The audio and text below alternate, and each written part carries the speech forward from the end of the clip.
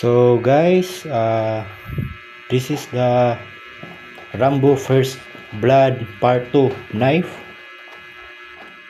So let's unbox it so we can see what's inside. So this is it guys, color black. So it's beautiful. Let's open. So that this is the blade. So as you can see, John Rambo, his signature Rambo First Blood Part 2. So it's nice and good. It's so very sharp. Anyway, I think it is stainless steel or high carbon steel.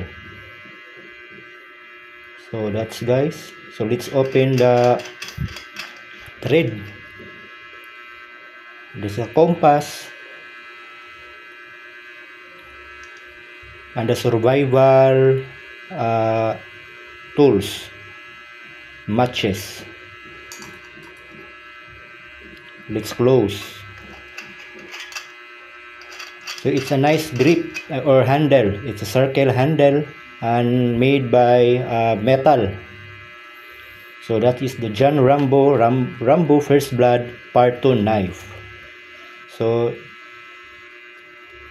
this is the case of the knife, and let's close. The case is hard leather. So let's close, and that's all.